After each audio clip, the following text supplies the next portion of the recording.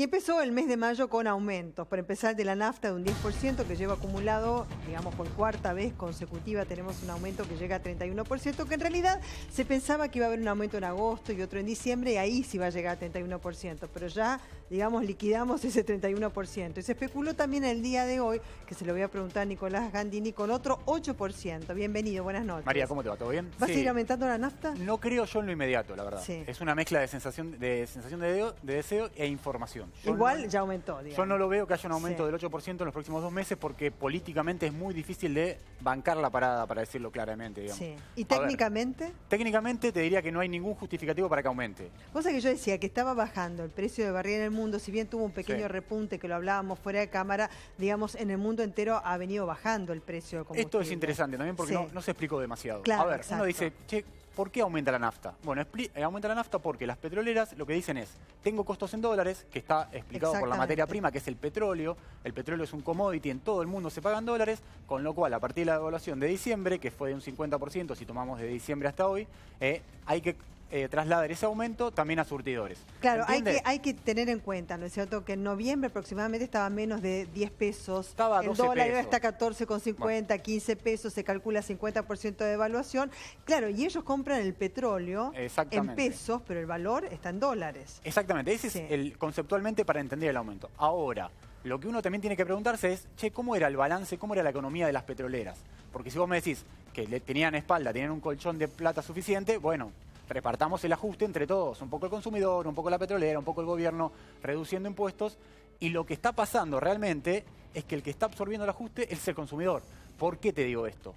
Porque las refinadoras, YPF, Shell, Axion o el Petrobras, cualquiera que tomes, tenían un margen de refinación bruto. Esto, para que la gente lo entienda, es la ganancia bruta que vos tenías de un negocio, digamos. Sumás tu ingreso menos el costo, eso te da el margen bruto. Bueno, tomás ese margen bruto del año pasado y te daba $30 por barril. Vos decís, che, ¿es mucho, es poco, $30 por barril? Bueno, en Estados Unidos era $22.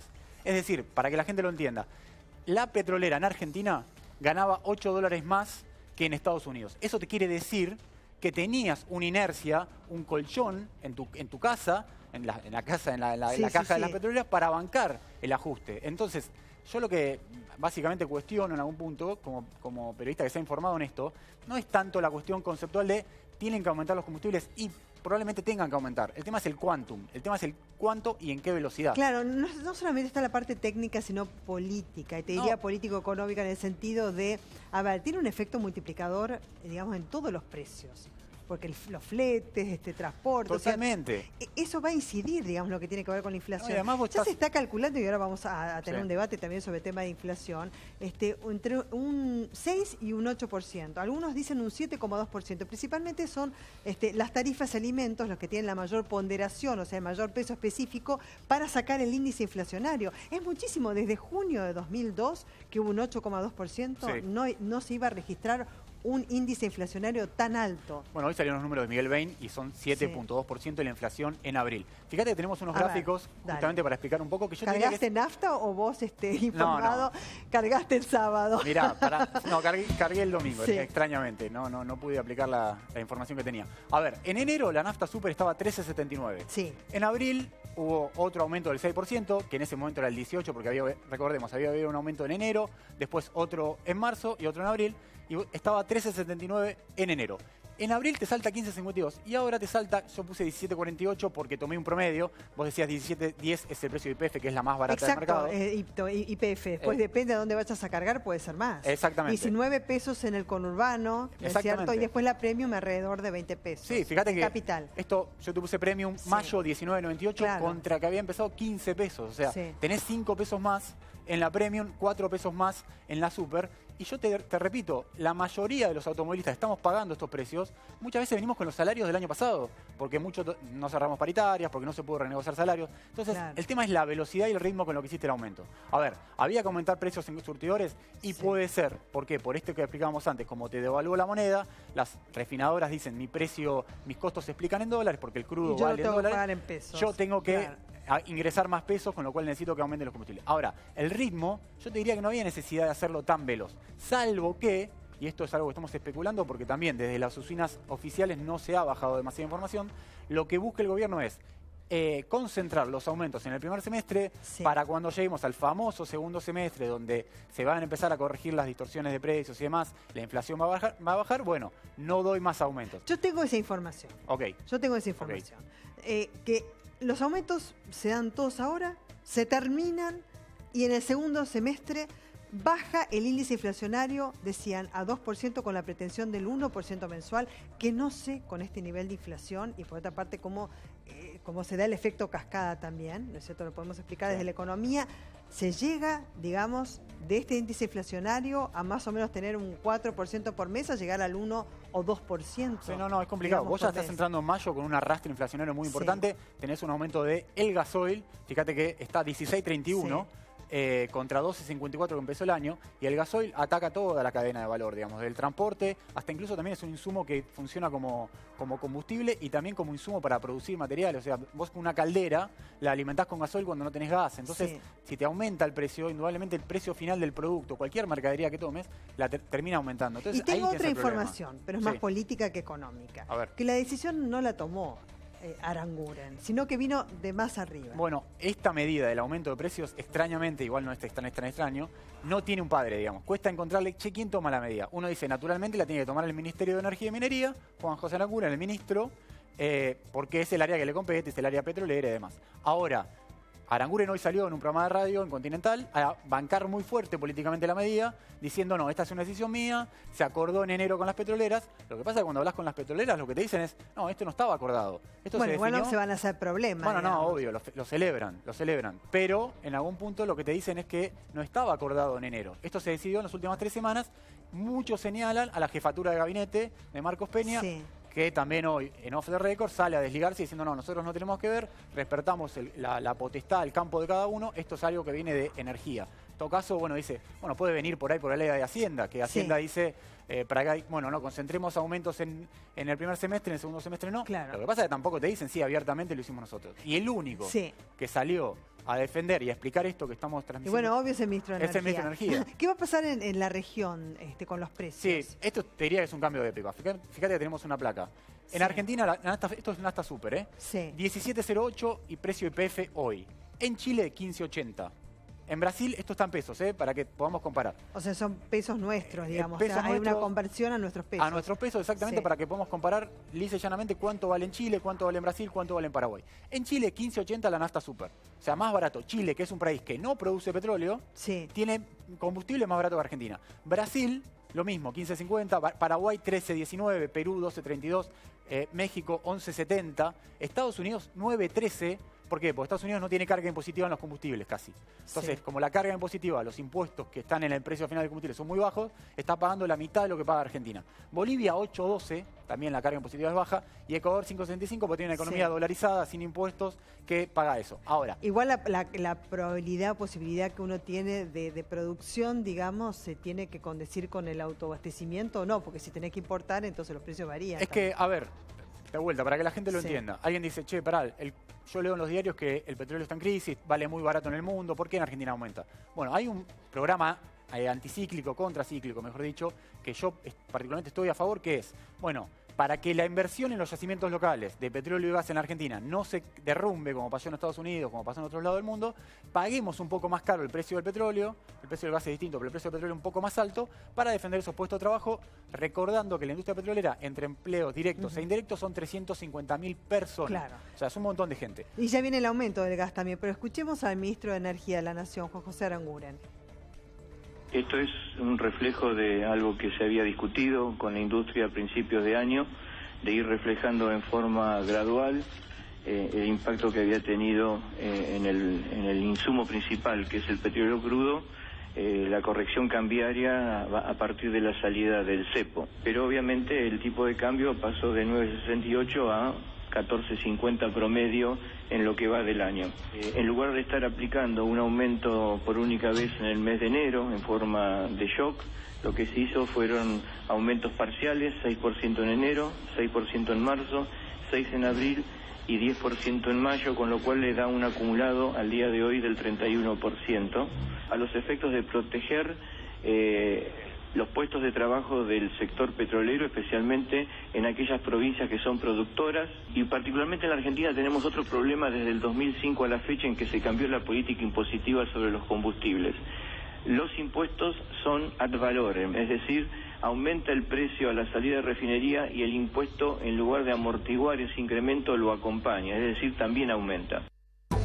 Y Luis Navas está con nosotros también, es el asesor legal de Asociación de Estaciones de Servicio. Bienvenido, buenas noches. Gracias, María Belén. ¿Va a haber otro aumento de las En cualquier naftas? momento. Lo ¿Sí? que pasa, como decía Nicolás recién, no sabe cuándo. Ahora, en ese gráfico que recién mostraban de los precios de los combustibles líquidos, faltó incluir el GNC. El GNC era un combustible que estaba a 4,55, ahora está a 9 o 10. Ya hay varias estaciones de servicio que están llamando a sus servicios técnicos para poder ponerle otro dígito, porque hasta ahora tenía un solo dígito. Entonces, el aumento del GNC sumado al aumento de los combustibles ha sido muy fuerte. Pensemos que el GNC es un combustible de crisis, como lo llaman, que es un combustible que se usa mucho, es un combustible que se usa para el trabajo, para el remis, para el taxi, para el utilitario. Y bueno, pasó despiadadamente ese aumento y lo que hizo automáticamente fue parar las conversiones. Hoy por hoy el que tiene un vehículo convertido sigue cargando GNC, porque sigue conveniente. Claro, muchos lo convirtieron el que a GNC tiene en que su convertir momento, claro. hoy tiene Sí. que pagar 20.000 o 25.000 pesos, entonces retrae la conversión, con lo cual retrae las ventas. Claro. Y el perjuicio es directo para la estación de GNC. Porque en definitiva, ¿quién es el culpable del aumento? Es el estacionero. El estacionero es el que cobra, es el que vende al doble el GNC que antes, vende la nafta un 30% más caro, pero por cada litro de nafta o cada litro de gasoil que vende una estación de servicio, le da al Estado Nacional el 45%. Entonces, la carga impositiva que tiene es altísima. ¿Coincidís con esta mirada? Sí, coincido, lo decía el ministro Aranguren recién, Sí. la verdad que la carga impositiva en Argentina es muy alto. Pensá que si pagás 17 pesos el litro de nafta super, 46%, es decir, la mitad, vamos a decirlo, 8 mangos, 8 pesos y medio, es impuestos. Lo que yo ahí veo Sí. es que la ley de impuestos te permite al Poder Ejecutivo, sin pasar por el Congreso, bajar hasta un 10% la alícuota de impuestos. Eso quiere decir que, si vos decís, che, la verdad estamos aumentando, es un momento muy complejo, es un ajuste que está pegando realmente en el poder adquisitivo de la gente, vamos a tomar una medida del Estado para tratar de morigerar, de amortiguar un poco esta medida. El gobierno podría, si quisiera, sin pasar por el Congreso, con un decreto del Poder Ejecutivo Nacional, reducir un 10% la alícuota de impuestos. Esto es así, digamos. Lo que dice Aranguren es que se está trabajando en un proyecto de ley para modificar estructuralmente la carga impositiva, para bajarla y demás. El tema es que eso te va a llevar 4, 5, 6 meses en el mejor de los casos, digamos, porque tenés que generar la voluntad política, acordar con las partes y demás. Si acá lo que tenés es una coyuntura muy complicada para los sectores bajos y medios, lo que se podría hacer es bajar un poco la alícuota, porque, te repito, la ley de impuestos te permite bajar hasta un 10% por un decreto. O sea, firma el ministro de Energía, firma el presidente, se bajó. Se bajó y es un 10% que al final del día te termina ayudando, digamos. Ahí es donde yo te digo que estoy un poco... Lo que uno puede cuestionar es no tanto el concepto, porque uno dice, bueno, hay que defender los puestos de trabajo en la industria petrolera, porque hay provincias, uno por ahí está muy inmerso en lo que es Buenos Aires, pero cuando vas a Neuquén, Chubut, Santa Cruz, Todas las productoras. son provincias que dependen muchísimo del petróleo y del gas, pero si vos te pones a pensar, buscás herramientas para que el ajuste sea un poco menos bravo de lo que viene haciendo, tenés formas, digamos, tenés herramientas que están al alcance de tu mano, que tenés que firmarlo nada más, y podés bajar un 10%. Entonces, que te termina ayudando un poco más. Sí. A ver, lo de GNC que decía Luis, estoy de acuerdo, y además estoy de acuerdo con que el ministro de Energía lo que tiene en la cabeza es que el GNC como combustible alternativo a la nafta super, me parece que se va a ir terminando, digamos. ¿Y qué dice la gente cuando va a cargar nafta a la La gente estación de está servicio? furiosa. Es decir, la gente está, como se decía recién en el bloque anterior sobre el tema salarial, con las paritarias viejas y los precios nuevos. Ahora, lo que se hablaba de la cuestión de los despidos. En nuestro sector, de estaciones de servicio, los playeros, fueron 40.000 playeros a la calle en el anterior gobierno. Bueno, y eso no está en ningún lado, no figura por ningún lado. ¿Por qué? Porque la política del gobierno anterior hacia las estaciones de servicio fue una política de garrote. Es decir, jamás hubo, de la fiesta de subsidios que hubo en nuestro país, la estación de servicio jamás tuvo un solo subsidio. Por eso cerraron 2.500 estaciones de servicio. ¿Temen que sigan cerrando, que Y es haya que están despidos? cerrando. Por Están eso le cerrando. pedimos encarecidamente al ministro. Ministro, ya tenemos para aprender de los errores del pasado. Hagamos algo hoy con las estaciones de servicio, porque... ¿Y vos qué se sabés puede muy bien- hacer? ¿Cómo? ¿Qué se puede hacer? Lo que pasa, mirá, Belén, Sí. vos lo sabés muy bien, Nicolás, que la ecuación de la estación de servicio es precio-volumen. Entonces, hoy tiene un precio alto, pero tiene un volumen bajo porque la nafta se está vendiendo menos. La gente está cargando menos. Está cargando menos. Usa menos el auto, ¿cómo hace? Porque algunos, digamos, aunque viven no de se eso. note en el tránsito, Sí. que está desmadrado, el combustible en las estaciones de servicio viene perdiendo mes a mes. Es decir, es muy alto el costo. Pero el problema está también, y eso también Nicolás lo sabe, la distorsión de los precios relativos. Acá tenemos en Argentina que un litro de agua vale 20 pesos. Claro. Y un litro de nafta vale 20 pesos.